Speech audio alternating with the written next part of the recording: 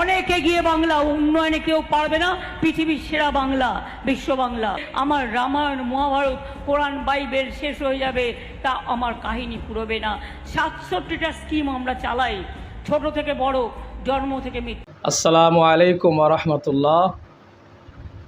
আজকের আপনাদেরকে, সারা বাংলার মানুষদেরকে, বিশেষ করে মুসলিম উম্মাহকে একটা মেসেজ, একটা বার্তা আপনাদের কাছে দিতে চাই। বিশেষ করে সম্প্রতিকালে আমাদের মাননীয় মুখ্যমন্ত্রী তিনি একটা কথা ব্যক্ত করেছেন, যেটা সোশ্যাল মিডিয়ায় ভাইরাল হচ্ছে। বিভিন্ন ফেসবুক, হোয়াটসঅ্যাপ, মেসেঞ্জারে বিভিন্নভাবে আমরা দেখতে পাচ্ছি এবং অনেকে কমেন্ট করছেন।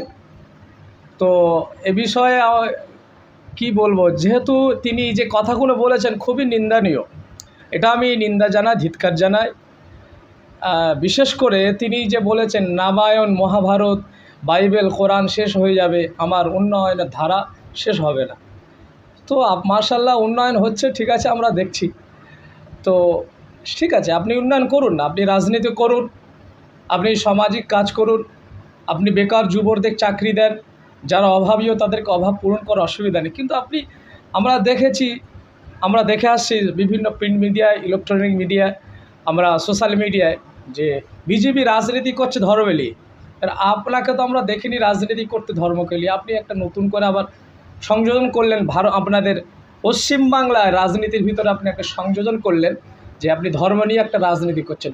আপনি হিন্দু ধর্মকে, রামায়ণ, মহাভারত, বাইবেল, আপনি খ্রিস্টান ধর্মকে এবং আমাদের মুসলমানদের কোরআনকে আপনি অবমাননা করছেন। আপনি রাজনীতি করুন, অসুবিধা নেই। আপনার রাজনীতি থেকে আমরা পছন্দ করি, কিন্তু আপনি এই যেভাবে কথা বলছেন, এটা আমাদের কেন, এটা আপনি যেসব ধর্মের গ্রন্থের ওপরে আপনি, মানে তাদের ধর্মের গ্রন্থের উপরে আপনি অ্যাটাক করলেন, অর্থাৎ ধর্মওয়ালাদের, ধর্ম যারা পালন করেন, হিন্দু, মুসলিম, জৈন, খ্রিস্টান, যুগে যুগে অনেকে এসেছিলেন, কোরআনকে মেটাতে চেয়েছিলেন, কোরআন মেটেনি, তারা মিটে গেছে। আমরাও শেষ হয়ে যাব।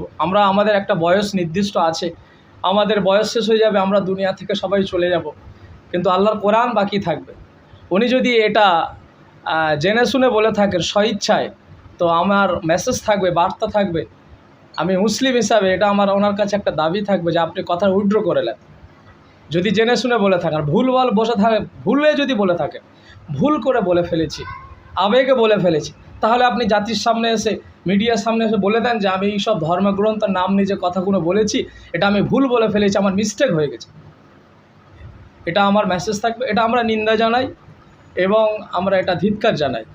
অতএব এটা থেকে আমরা সবাই সচেতন হয়ে থাকবো। এইভাবে উগ্র কথাবার্তা কোনো জায়গায়, কোনো রাজনৈতিক প্ল্যাটফর্মে যেন আমরা কেউ না বলি, কেন যেহেতু এটা ধর্মের সঙ্গে মানুষের একটা আত্মার একটা সম্পর্ক রয়েছে। আপনি ধর্মকে যখন আঘাত করবেন, মানুষের আত্মা আঘাত লাগবে। অতএব এটা আমরা আশা করিনি মাননীয় মুখ্যমন্ত্রীর কাছে।